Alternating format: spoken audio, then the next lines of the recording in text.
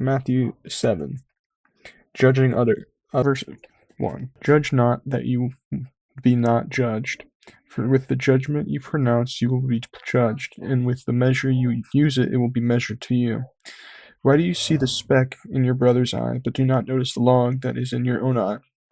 Or how can you say to your brother, let me take the speck out of your eye, when there's a log in your own? You hypocrite, first take the log out of your own eye, and then you will see clearly to take the speck out of your brother's eye. So many people take the first line out of context, judge not, that you be not judged. Many people take that out of context to say that Christians can't judge others. No. What it really means is if you go further, and you have to first take the log out of your own eye, or remove the problem from yourself, and then you'll see clearly to take the problem from your brother's eye, or friend's eye, or your neighbor. So what it means is you can judge as long as you remove that sin from yourself, so you can clearly evaluate that it's a problem and everything. So, verse 6. Do not give dogs what is holy, and do not throw your pearls before pigs, lest they trample them underfoot and turn to attack you. I see it as, don't give advice to those who are not willing to take it, because they'll do nothing. Like throwing a pearl to a pig, it does nothing. And like this similar to Proverbs 12:15. I'm going to quote, the way of the fool is right in his own eyes, but a wise man listens to advice.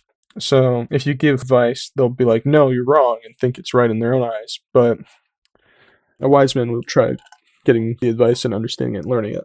Ask and it will be given to you. Seek and you will find. Knock and it will be opened to you. For everyone who asks receives, and the one who seeks finds, and the one who knocks it will be opened. Or which one of you, if his son asks him for bread, will give him a stone? Or if he asks for a fish, will give him a serpent? If you then, who are evil, know how to give good gifts to your children, how much more will your Father who is in heaven give good things to those who ask him? Ask and you'll be given to you.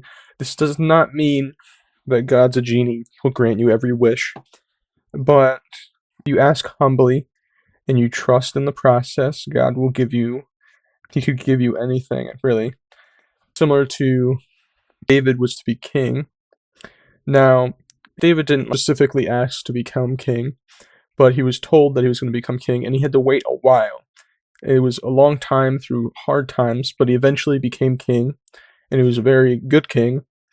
And I'm just going to read verse 9 because it's a good one. Or which one of you, if his son asks him for bread, will give him a stone? Or if he asks for a fish, will give him a serpent? Remember that, because it's just a good one. The golden rule. So whatever you wish that others may do, would do to you, do also to them, for this is the law of the prophets. So it's pretty much saying, treat others the way you want to be treated. Verse 13, enter by the narrow gates, for the gate is wide and the way is easy that leads to destruction, and those who enter it are many, for the gates is narrow and the way is hard that leads to life, and those who find it are few. So verse 13, which is this one that I just read, many will live life easy and live by their desires, but the difficult path will lead you to heaven. A tree and its fruit. Beware of false prophets who come to you in sheep's clothing, but inwardly are ravenous wolves. You will recognize them by their fruits. Are the grapes gathered from thorn bushes, or figs from thistles? So every healthy tree bears good fruit, but the diseased tree bears bad fruit. A healthy tree cannot bear bad fruit, nor can a diseased tree bear good fruit. Every tree that does not bear good fruit is cut down and thrown into the fire. Thus you will recognize them by their fruits. So this is how to find false prophets and false Christians in general. You just look at the results of their faith. Verse 21, not everyone who says to me, Lord, Lord, will enter the kingdom of heaven, but the one who does the will of my Father who is in heaven. On that day many will say to me, Lord, Lord, did we not prophesy in your name, or cast out demons in your name, or do many mighty works in your name? And then will I declare to them, I never knew you, depart from me, you workers of lawlessness. So this is sort of saying doing good works doesn't mean that you're close to God. You have to have faith to get to heaven. Build your house on the rock. Everyone who hears these words of mine and does them will be like a wise man who built his house on a rock. And the rain fell, and the floods came, and the winds blew and beat on that house, but it did not fall because it had been founded on the rock. And everyone who hears these words of mine and does not do them will be like a foolish man who builds his house on the sand.